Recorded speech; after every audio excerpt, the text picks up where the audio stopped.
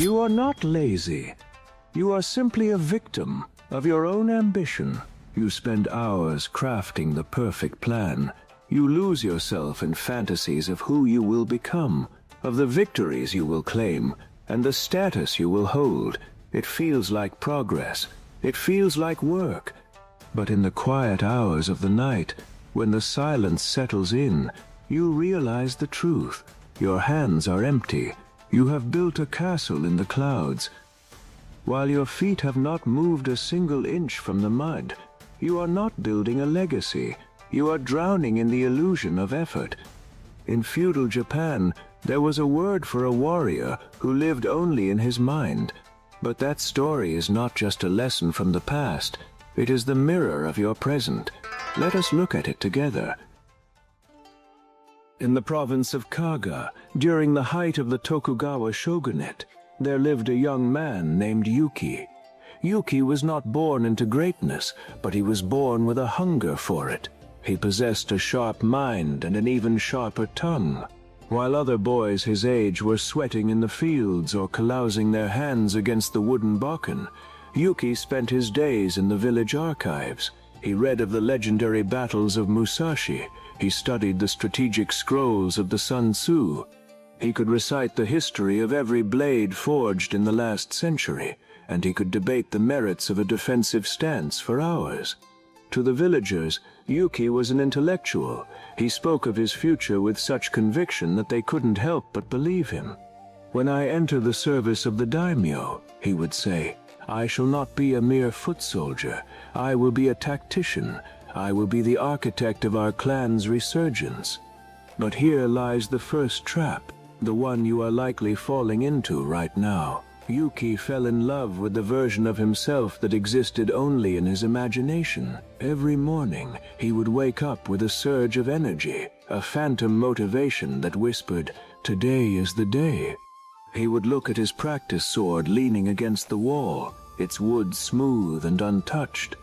He would imagine the feeling of the grip, the weight of the steel, the sound of the blade cutting through the morning air. He would envision the applause, the respect of his peers, the satisfaction of a goal achieved.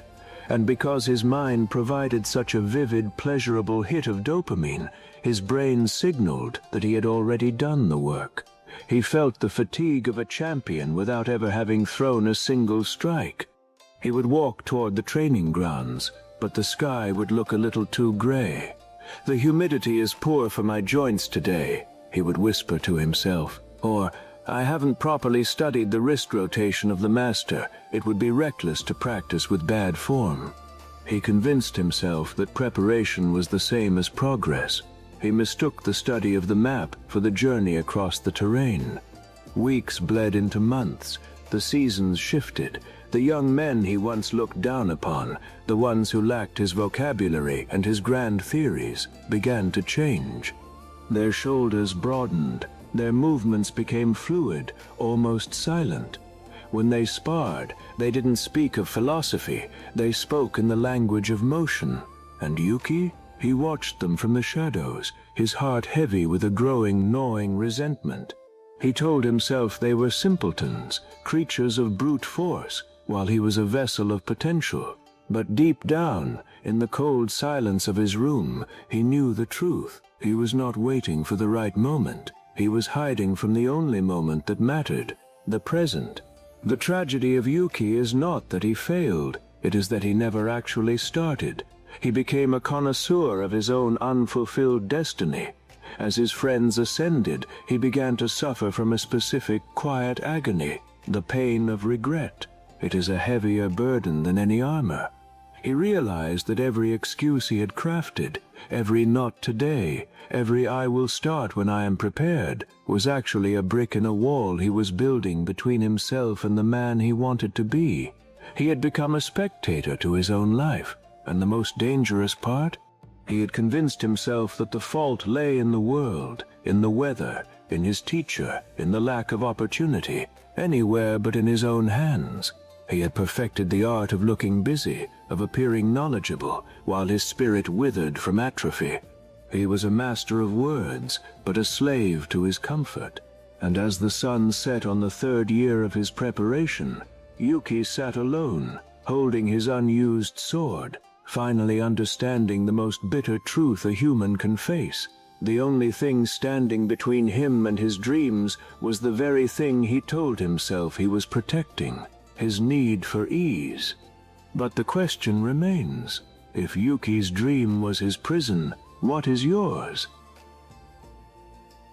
You might be thinking, if Yuki was smart and he knew what he needed to do, why didn't he just stand up and train?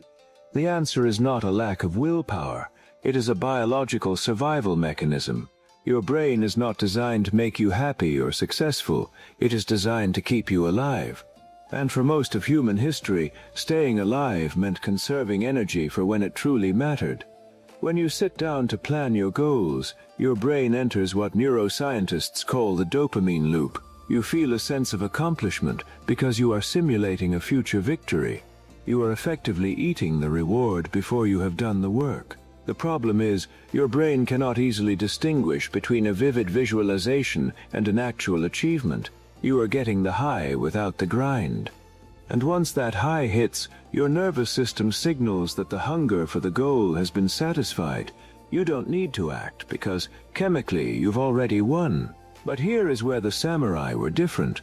They understood the shadow of the mind. They knew that the intellect is a dangerous storyteller. If you let it, your mind will weave a masterpiece of excuses to keep you in the safe, warm embrace of the status quo. The samurai did not rely on feeling like it. To wait for motivation is to wait for a ghost. Musashi himself wrote that the way is not found in grand gestures or sudden epiphanies. It is found in the daily rhythm. When a samurai stood in the cold before dawn to swing his blade, he wasn't doing it because he was motivated. He was doing it because he had removed the choice.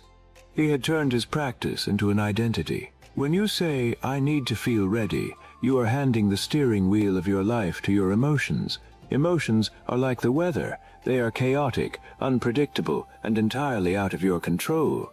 You don't command the storm to stop so you can walk. You walk through the storm. You are currently addicted to the feeling of being a person who has goals, rather than being the person who achieves them. This is the why behind your stagnation. You are addicted to the comfort of potential, because potential is safe. Actual action is terrifying. It is messy. It invites failure. But remember, a sword that remains in its sheath is just a piece of metal. It only becomes a sword when it is tested against the resistance of the world. Now, you understand why you fail, but understanding is only half the battle. Next, we must dismantle the lie you've been telling yourself about time itself. So, how did the warriors of old bypass this biological trap?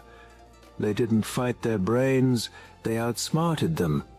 The masters of the blade lived by the principle of shuhari, a concept that defines the journey to mastery. First is shu, follow the form. Do not innovate, do not plan, do not wonder if you are ready. Just perform the movement exactly as it was taught, day after day, until it becomes a ritual. They understood that the motivation you crave is just a chemical byproduct of momentum. You do not get momentum by thinking. You get it by moving. Miyamoto Musashi, perhaps the greatest swordsman to ever walk the earth, spent his final years in a cave, writing the Book of 5 Rings. He didn't write it because he felt inspired. He wrote it because he had reached a point where his discipline was so absolute that his existence was inseparable from his practice. He taught that there is no special way to reach greatness. There is only the ordinary way, done repeatedly. This is where you are failing. You are looking for a hidden method to cheat the process. You want a shortcut, a hack, a secret routine that will bypass the friction of work. But the samurai knew that friction is the forge. When you feel that resistance in your chest, the urge to procrastinate, the desire to stay on your phone, the need to research one more strategy, that is not a sign to stop. That is the exact moment the training begins. The samurai didn't train to be comfortable. They trained to become comfortable with discomfort. They viewed their daily tasks not as chores, but as sharpening the blade. If you do not sharpen your mind against the grindstone of reality, your spirit will dull. You believe that greatness is a destination you reach, but Musashi teaches that greatness is the quality of your presence in the smallest, most insignificant actions. A man who cannot wash his bowl with intensity cannot win a battle with intensity. You think you are preparing for your future, but you are only practicing the art of delay. The samurai way is ruthless in its simplicity. Cut the hesitation. If a task takes 5 minutes, do it now. If a task takes an hour, start the first 5 minutes now. There is no later. There is only the now, and in this now, you are either building yourself or you are eroding. But how do you practically implement this when your life feels overwhelming? You don't need more time. You need a shift in your system of input. Here is the protocol that will change everything. The theory is finished. Now, let us forge your discipline. You have been searching for motivation, but motivation is a liar. You need a system that functions even when you hate it. Here is the void protocol, a 3-step method to kill procrastination instantly. First, the micro-entry. When you feel the weight of a goal, your brain sees a mountain. Stop looking at the peak. Adopt the 5-minute samurai rule. Commit to doing just 5 minutes of the task, only 5. Tell yourself, I will write for 5 minutes, then I am allowed to quit. You will find that the resistance vanishes once you have started. The hardest part of the sword swing is unseating the blade. Once it is in the air, the momentum carries you. Second, the environment purge. A samurai did not keep distractions in his dojo. Your phone, your browser tabs, your comforts, they are the enemies of your focus. If you are planning your life, your space must be silent. You are not multitasking. You are practicing single-point focus. Do one thing until it is done. Third, the evening ritual. Musashi reflected on his day every night. You will do the same. Write down one thing you delayed, and one small action you took. Do not judge yourself for the delay. Acknowledge it, and commit to attacking it first tomorrow. You do not need to be a genius to master your life. You only need to be the person who shows up when the feeling of wanting to work is completely absent. Stop waiting for the perfect day. Stop waiting for the inspiration to hit. Build a life of habits, not a life of intentions. The sword that waits for perfect conditions never leaves its sheath. You have the blade. The question is, do you have the courage to draw it? If you are ready to stop dreaming and start doing, join the Void Dojo. Subscribe. The path is narrow, and only those who act will survive the climb. Start your 5 minutes right now. The choice is before you. You can close this video, return to your comfortable distractions, and continue to feed the illusion of your future self. Or you can draw the blade. Understand this. The world does not reward your intentions. It does not care about the grand plans you keep locked in your mind. The world only recognizes the mark you leave upon it through your actions. Every second you spend preparing is a second you are not living. The sword that waits for perfect conditions never leaves its sheath. If you wait for the right moment, you may wait until your hands are too weak to hold the handle. The journey starts now, but one lesson is not enough to rebuild a life. The struggle against your own mind is constant, and to truly master your focus, you must understand the Lotus Method, the hidden practice that allows you to clean your mind of the noise that keeps you paralyzed.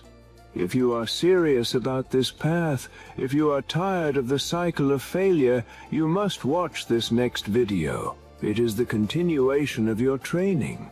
Do not let the momentum you feel right now vanish. Click the video on your screen. The dojo is waiting. Your future is not a thought, it is a strike. Choose to act.